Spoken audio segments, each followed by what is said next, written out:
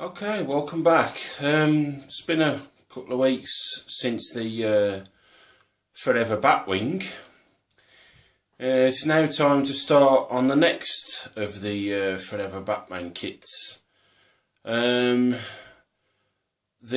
Batmobile, which is going to be the next one, and the Batboat, I picked them up off the same seller for £16 each, so they was a lot cheaper than the Batwing. So here's the next kit. Right, going over to my chest freezer. Like I said, the next one's going to be the Batmobile. Box is again pretty decent, not too bad. Again, you got the picture of the Batboat and the Batwing, so you can do the range, and then you've got like a little explanation and some detailing of the interior and the rear section of the exhaust, the jet exhaust. So moving that to one side, I'll move the plans out of the way as well. Right, move that curtain out of the way as well so I can get some lighting. Right, it's a lovely day outside, absolutely wonderful. So there you can see I've laid all the sprues out on my chest freezer. All these were bagged, by the way, so it's still brand new. Right, first I'll go on to the chrome sprue. You can see bits are not looking too bad, so again I'm going to be stripping these with the bleach. I mean, if they turn out as well as the ones for the Batwing did, these should be pretty cool. So that's that. Not too bad at all for the detail, as you can see. And you got a bit of the top rib for the front section. You got your two seats, which will have to be glued in. You got bits of the wheel arch wings. You got the main front body, and where the cockpit goes there. You can see. You got a bit of an insert that'll need to go in there. And you got the underneath of the chassis and a steering wheel. A couple of bits and bobs there. Not, like I said, the detail's very, very nice, not too bad. Then you've got the canopy roof. It's a bit similar to the 89 Batmobile, in the same shape, sort of thing. Not bad. And you got your cockpit with your seat there, and I've obviously got to put the backrest on. Like I said, they're going along the same lines as the 89 Batmobile for the roof. And you got your main rear wing, your two halves there. You got some wheel hubs. Just turn that around. See, no, there ain't no detail on there. Up to daisy. Then you lost that to the back of the fridge. You got some wheel hubs there. You got your rear part where your jet exhaust would go on. A bit of suspension maybe. You got your tyres, which are like solid rubber. To be honest, I thought they'd be thicker, but they're not. But like I said, you get the tread on them, and you get the I think it's Goodyear radial, I'm not sure. Yeah, Goodyear radials. Might try and wash those to bring them out maybe.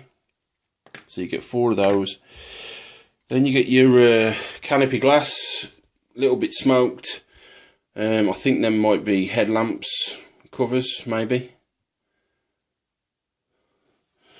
And then last but not least, your decals, which is basically for your wheels. And looks like there's actually some dial decals as well. I'm hoping them dial decals anyway. But not too bad. Not too bad at all. Right, so there's me little kit review done. It's time to get cracking on. Stay with me. Right, work has started on the Batmobile. First and foremost, you can see that I've stripped all the crown parts, put them in my bleach, left them 24 hours, and they've come out an absolute treat. Not bad at all. Now, this is the first part of the body sub-assembly. You can see it tells you to put all the crown parts in first. I don't want to do that, much like on the Batwing. What I actually want to do is I want to do all the outer body construction first, because if you remember on the Batwing, I did all the outer construction and then primed everything and then painted round the edges of the rib parts and then put the crown pieces in. Because to be honest, the body assembly isn't till number 4, and to be honest, I want to do all this first, as you can see. So what I'm going to do is I'm just going to test fit this piece from inside of the top of the main body, and then test fit all the body parts on first, see if I can actually do it that way instead as per the plans. Stay with me. Right, welcome back. A lot of work has been done over this course of this week, just a bit here and there every day. This is pretty much most of the parts. There's still a couple of parts in the box, but this is, say, about 90% of the parts. So basically what I did, after test fitting the crown piece from the underneath, that it didn't impede the top piece here for the body, I glued that into place. Just ran my glue all the way around the back, all the way around the front, and then put a drop of glue under each leg of the spine, as you can see. So I did that. And then I primed it, because what I was going to do is I was going to paint around the spine sections in the black and then mask it off and then redo these. I just haven't got around to it yet. Then you got the wheel fender hubs, as you can see. Those are 2 halves, so you glue those together. I held it together with some tape, and then once I took the tape off, then you glue it into that tab there. And then turning this back over, when you glue all the way around that section there, and then I held that with some tape.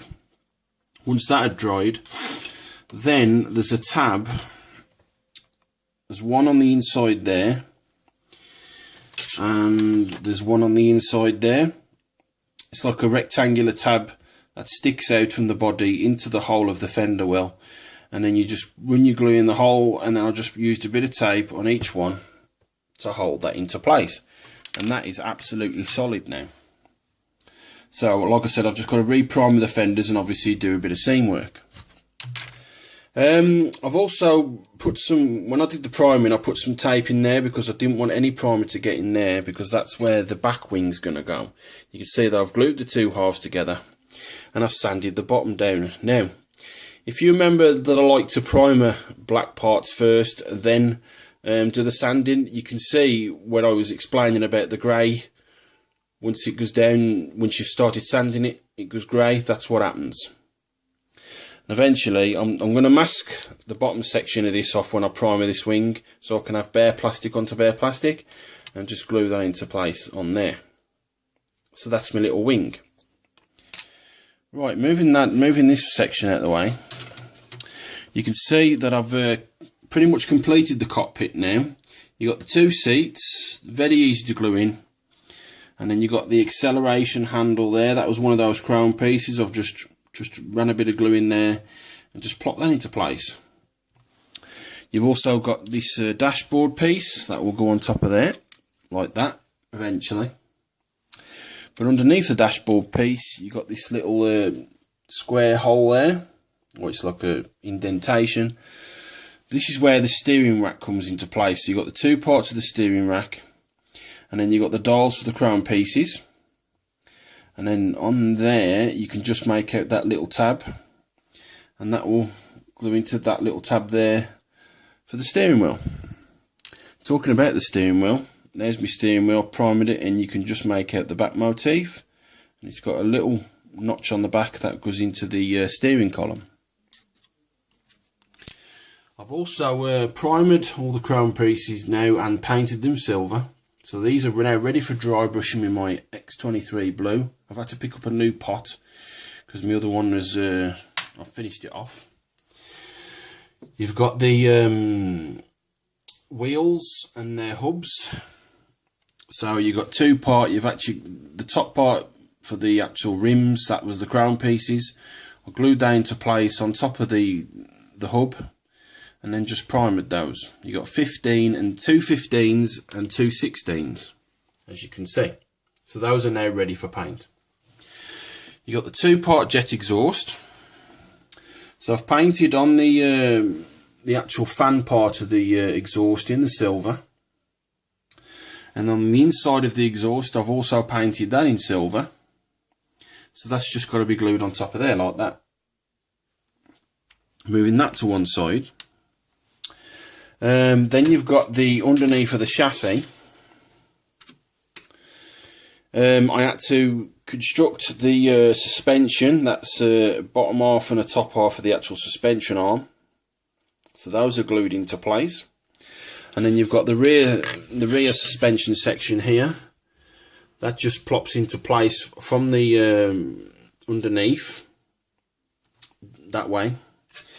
And you can see there is a gap, but I don't really need to really fill that in, because once the top part of the body's glued onto this, I don't think you're going to see that, to be honest. And the good thing I like about this, it's not a metal shaft. It's actually a little snap clips. You can see the snap clip there, and you just push the wheels and the hubs onto that, and hopefully they'll snap into place and turn, much like on the front here. So that's that. Right, and last but not least, you've got the rear section. You can just about make out where the exhaust goes. Now this section was 2 parts. You had the back plate and this triangular section. Trying to get the triangular section onto here and like line up 100%, it kept trying to slide off. So I had to get a couple of pieces of tape on each side to hold it down. And then on the bottom here, you got a flat section. So I got my little scissor clamp and held the back section on from underneath and on top with that. Like I said, I wasn't sure if I was going to get it 100% aligned, but luckily it has 100% aligned, because that basically goes on there like that, and you can see it's aligned really well. I was really panicking because I thought it might have been out slightly and I might have had to sand it off and cut pieces off to get it to go into place, but you can see that it's 100% aligned. Not bad at all. So with all that explained, like I said, this is pretty much everything. There's a couple of pieces I've got to put on that I haven't sorted yet. You've got the rear fenders on both sides of there, and then you've got the canopy and the canopy glass, but this is pretty much everything. So I'm getting there. Stay with me. Right, welcome back. I've now primed the Fender Wells, the wing, the cockpit and the steering column. You can see that the primer's brought out all the imperfections that I need to deal with. There's a little bit of a gap issue and some seam work I've got to do both sides on the top. Turning it over, the underneath I've got a bit of gap work on the front and back sections of the underneath, just these little edges. The cockpit is all been primed. I can actually remove that, as you can see.